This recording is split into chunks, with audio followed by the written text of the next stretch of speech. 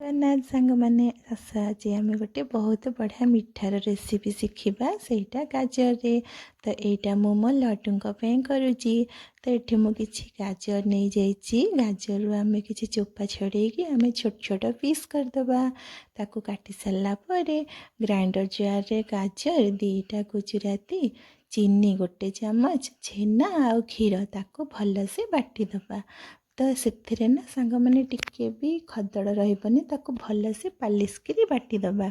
तो बाटी सारापर मुझे किसी काढ़ी दौची 2-3 चामच से बटाटा काढ़ी दौची कहीं सेटा आमर आग को दरकार अच्छी।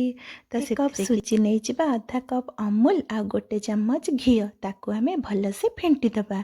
तो गैस लगे नथिबा आग भल कर फेंटीदबा तापर गैस लगे से गोलाटा को थोइबा ता देहरे किछि छेना पकेकी आम एमती चलाउथिबा कहीं लगिगले आमर पोड़ीजीव ना ताकू आम कंटिन्यू चलाउथिबा।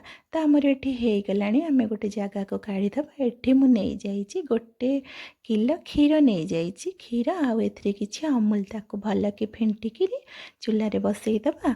एठी आम जो बाटी थिले जो जंती थिले सेटा को आम एमतीका बॉल करदबा रसमलाई। तो रसमलाई सेप दबा ना तो रसमलाई पर आम ताकू सेप देदेबा सेमती देखा जाउची ना सांग माने बहुत बढ़िया लगे आपण माने निहाती बनईकी थरे खाइबे। तो मु जो बटाटा रखी थी से बटाटा पकईदबा तापर चीनी गुजराती गुंड आउ आलमंड ताकू काटिकी रखीदबा पकई देथिबा। आलमंड थिले आपण मानक पाखे थिले पकेबे नहले सेमती भी करें। आउ जो आम गुड़ाटा करथिले आम इटिल छांचरे टिके घी लगे ताकू आम बसईदबा। तो आम 5 मिनट यहाँ बांफ देदबा। तो आपण मैंने देखिपे गोटे थर मु करी तो मु 5 मिनट बसई देती यहाँ टे छाड़ी छाड़ी सांग मैंने करी बढ़िया से होगला।